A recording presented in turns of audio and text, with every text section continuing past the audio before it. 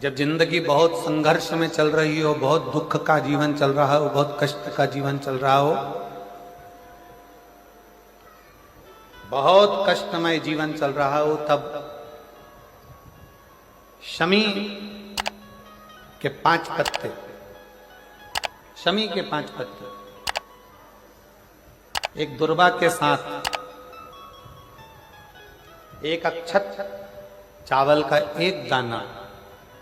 वो भी हल्दी में भिंगोया हुआ हो या केसर में भिंगोया हुआ हो, शमी पत्र 5, एक दुर्वा, एक चावल का दाना, जो दिल से हृदय से बेलपत्री के वृक्ष के नीचे पार्थिव लिंग का निर्माण कर कर मट्टी का शिवलिंग बनाकर प्रदोष काल में, मतलब शाम के समय पर शिवलिंग बनाकर उस पे जल चढ़ाकर, जो ये 5 शमी का पत्र, एक दुर्वा और एक चावल का दाना, अपनी कामना कर कर, जो दुख चल रहा है बाबा से विनय कर कर एक एक पत्ता जब समर्पित कर दे, फिर एक दुर्वा समर्पित कर दे, फिर एक चावल का दाना समर्पित कर दे और बाबा का वहीं पर पुनः विसर्जन कर दे, 3 महीना तो जाने दो, 15 दिन के अंदर वो दुख कटता जरूर है, चाहे कोई भी दुख, किसी भी तरह का दुख क्यों नहीं। एक बेलपत्र के वृक्ष की परिक्रमा करने वाले को हजारों अश्वमेध यज्ञ का फल प्राप्त हो जाता है, हजारों अश्वमेध यज्ञ का फल प्राप्त हो जाता है। उसी तरह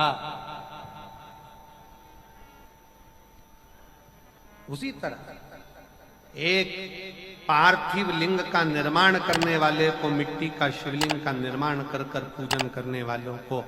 12 ज्योतिर्लिंग के शिवलिंग के दर्शन का पुण्य फल प्राप्त। बहुत ध्यान लगाकर सुनिएगा। एक बेलपत्री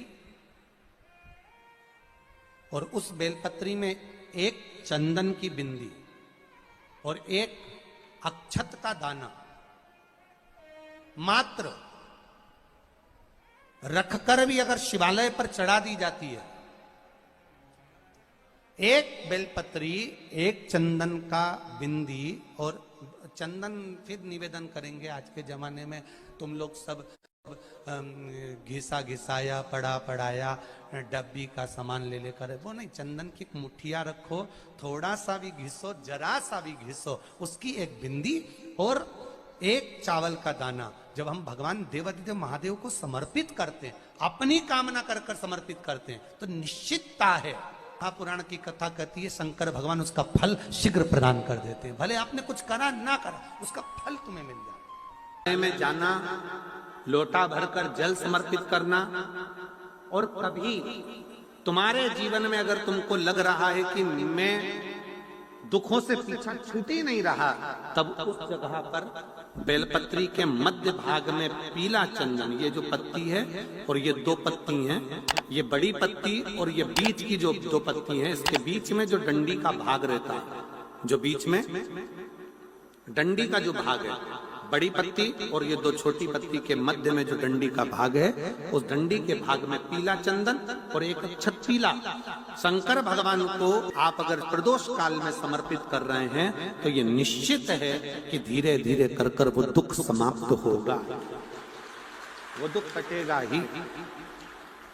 प्रकट वर्णन किया गया शंकर भगवान की आराधना में, शिव की आराधना में, जब तुम्हें लगता है कि तुम्हारा व्यापार नहीं चल रहा, कोई तुम्हें धोखा दे रहा है, लक्ष्मी नहीं आ रही, बहुत चिंता में पड़े हुए हो, बहुत टेंशन में जिंदगी चल रही है, बहुत बीमारियां तुमको घेर ली है और चारों तरफ अंधेरा ही अंधेरा नजर आ रहा है, तुमने विचार करा अब मैं तो मर जाऊं तो अच्छा, मैं सुसाइड कर लूं तो अच्छा, मैं मर जाऊं तो अच्छा, तो मरने से पहले एक काम कर कर देखना, शंकर भगवान की आराधना कर कर देखना, शिव पर एक लोटा जल चढ़ा कर देखना, और ज्यादा चिंता, ज्यादा टेंशन हो तो बेलपत्री के जड़ को घिसकर उसका चंदन बनाकर शंकर को लेपन कर कर उसकी भी आराधना कर कर देखना कि बेल चंदन का फल क्या।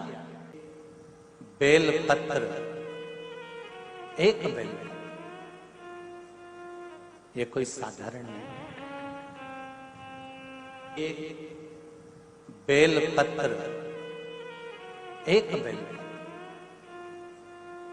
ये कोई साधारण नहीं, एक बेल। इसकी नीचे की डंडी से लेकर ये दो पत्तियां जहां लगी हैं, और दो पत्ती से लेकर ये बीच की जो पत्ती है उसमें जो गैप है, उसमें जो जगह है, दिख रही है आपको? ये दो पत्ती से लेकर बीच की पत्ती के बीच में जो जगह खाली रहती है, 33 कोटि देवी देवताओं विराजमान रहते हैं इस बीच की जगह में।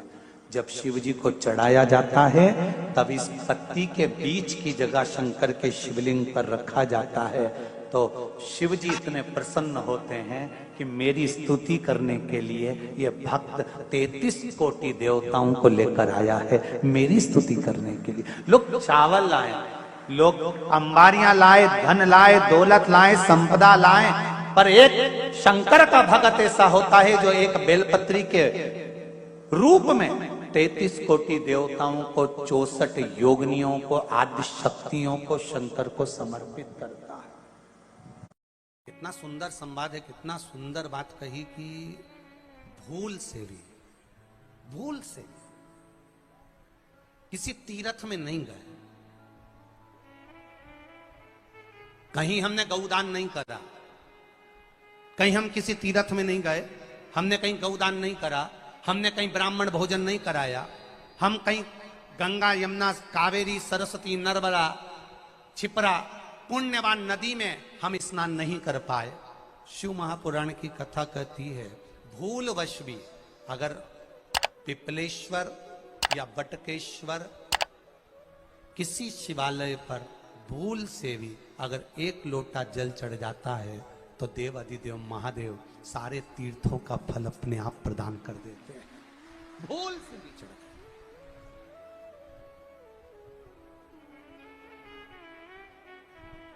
एकांतेश्वर महादेव किसी तीर्थ में नहीं गए, कहीं हमने गौदान नहीं करा, कहीं हम किसी तीर्थ में नहीं गए, हमने कहीं गौदान नहीं करा, हमने कहीं ब्राह्मण भोजन नहीं कराया, हम कहीं गंगा यमुना कावेरी सरस्वती नर्मदा छिपरा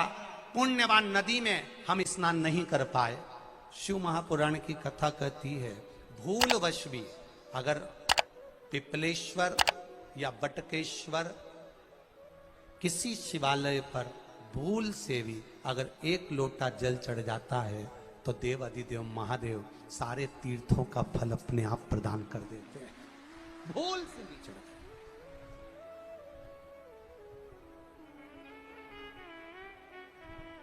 एकांतेश्वर महादेव जो कि एकांत में बैठा हुआ है, एकांतेश्वर महादेव अकेला बैठा है अलमस्त होकर। आप जा रहे हो गाड़ी लेकर, आप 4 व्हीलर गाड़ी में जा रहे हो, ट्रैक्टर में जा रहे हो, ट्राली में बैठकर जा रहे हो, क्रूजर में बैठकर जा रहे हो, 2 व्हीलर गाड़ी में बैठकर जा रहे हो, और एकांतेश्वर महादेव का मंदिर दिख गया, कोई एकांत में, भले उसका नाम नहीं मालूम तुमको कि कौन सा महादेव, पर अकेला बैठा है जंगल में, वृक्ष की छांव में, एक ओटले पर, कोई दीवार नहीं, कोई जाली नहीं, कोई गेट नहीं, कुछ भी नहीं। ये शिव मंदिर में जाकर एक लोटा जल समर्पित करती थी, और शास्त्र कहता है कि शंकर के मंदिर में अगर एक लोटा जल कोई एक परिवार का व्यक्ति भी समर्पित कर रहा है तो समझ लेना कि वो अपनी 71 पीढ़ी को पार लगा रहा है। वो अकेला नहीं, 71 पीढ़ी को पार लगा रहा है। शिव महापुराण की कथा कहती है जब बच्चा गर्भ में आता है, माता के गर्भ में जब संतान आती है और माता के गर्भ में जब संतान रहती है, उस 9 महीने में स्त्री नारी अगर कहीं शंकर के मंदिर के सामने से निकल जाए, या शिवालय का जल स्त्री को मिला हो, या शंकर भगवान का कोई प्रसाद, या शंकर भगवान का कोई नाम जाप, या शंकर भगवान का कोई मंत्र जाप उस स्त्री के कानों में पहुंच जाए, तो जो गर्भ में बच्चा होता है वो बच्चा शंकर की कथा तक या शिवालय तक उसको बिना बोले ही वो अपने आप चला ही जाता है, पहुंच ही जाता है। उस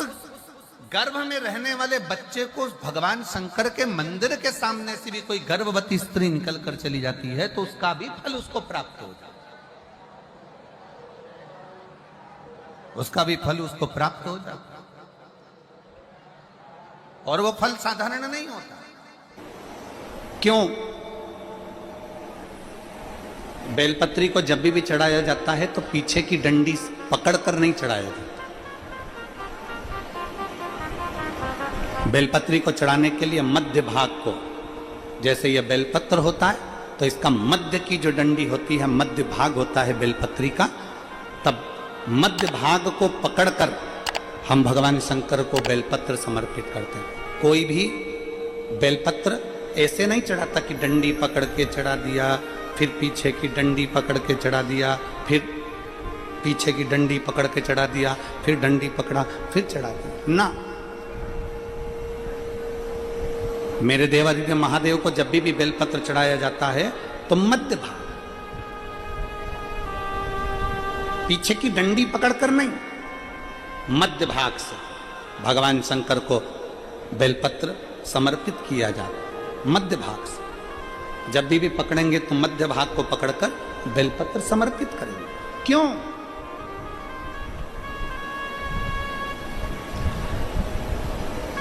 क्योंकि हमने भगवान शिव को मध्य भाग पकड़कर इसलिए समर्पित करा कि ये केवल बेलपत्र का मध्य भाग नहीं है मेरे शंभू, मेरे हृदय के मध्य भाग को मैं आपके चरणों में समर्पित कर रही हूं। मेरा दिल, मेरा हृदय, मेरा चित्त मैं आपको दे रही हूं। मध्य भाग एक विश्वास के साथ दे रही हूं। इतनी सुंदर बात नंदी ने कही है। नंदी ने ये बात जो कही वो वास्तव में बड़ी सुंदर है कि मान लो यदि कोई कार्य तुम्हारा हो नहीं रहा और पूरी दुनिया में तुमने कर कर देख लिया, बहुत प्रयास कर कर देख। ओम नमः शिवाय, श्री शिवाय नमस्तुभ्यम। स्वागत है आपका शिव महापुराण उपाय में। तो दोस्तों, आज हम बात करने जा रहे हैं रविवार के उपाय के बारे में। रविवार यानी 4 मई वैशाख माह का जो रविवार है, इस दिन कौन सा उपाय करना है और कैसे करना है। तो दोस्तों, आइए सुनते हैं पूज्य गुरु पंडित प्रदीप मिश्रा जी द्वारा बताए गए इस उपाय को। जैसा कि आपने इस कथा में सुना और जाना समझा कि पूज्य गुरु पंडित प्रदीप मिश्रा जी ने किस प्रकार से इस उपाय को करने के लिए बताया है, और समी पत्र चावल के दाने के बारे में, प्रभु के बारे में बताया है। तो दोस्तों, आइए एक बार इस कथा को, पूरी कथा श्रवण करते हैं और कथा को सुन